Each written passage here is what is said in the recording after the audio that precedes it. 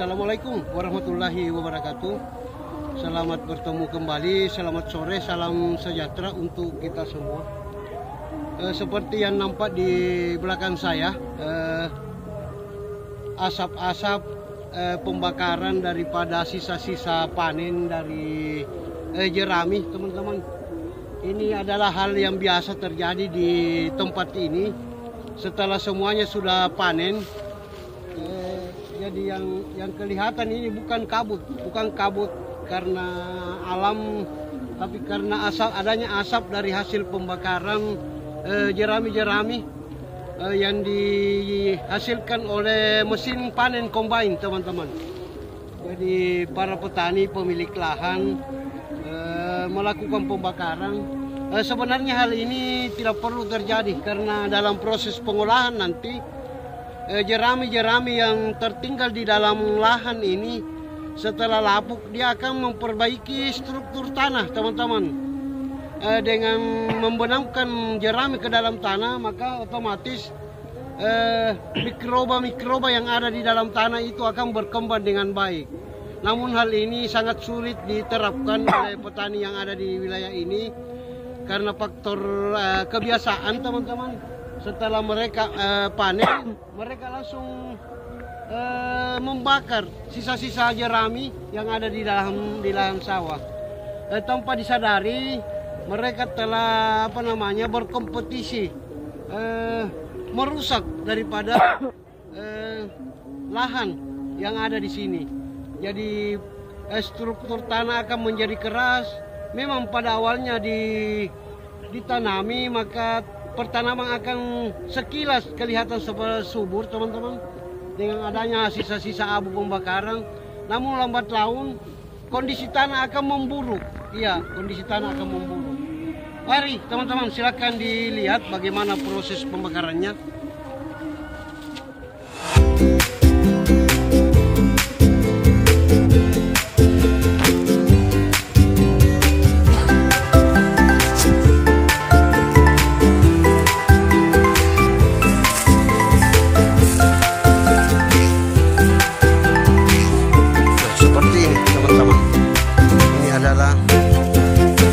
Sisa-sisa jerami padi yang nantinya akan menjadi lapuk setelah dibiarkan begitu saja kurang lebih 1 sampai 2 minggu, dan setelah dilakukan pengairan maka dia akan lapuk. Namun pemiliknya sudah melakukan pembakaran, di mana-mana saya lihat di sini sudah menjadi kebiasaan mereka membakar jerami, sisa-sisa padi yang ada di lahan. Jadi sih merata di hamparan ini, dan ini perlunya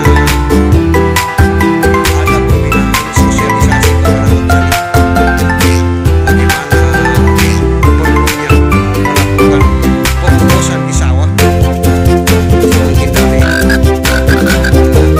pembakaran. Karena bahan baku jerami ini sangat bagus sekali dijadikan kompos, teman-teman, atau memperbaiki kondisi fisik dan kimia tanah. Namun dengan membakar maka otomatis akan merupakan kembali sendiri. Asap-asap yang dihasilkan oleh pembakaran jerami di mana-mana. Iya. Yang kedua, masalah polusi yang ditimbulkan akan mengganggu pernapasan di sekitar. Jadi tanpa disadari petani membuat penyakit sendiri, teman-teman, dengan membakar jerami. Padahal jerami ini sangat bagus untuk dijadikan kompos, untuk dijadikan pokasi, untuk memperbaiki struktur tanah yang ada di wilayah ini. Luar biasa luasnya ini, kurang lebih 100 hektar lahan, dan semuanya pada membakar.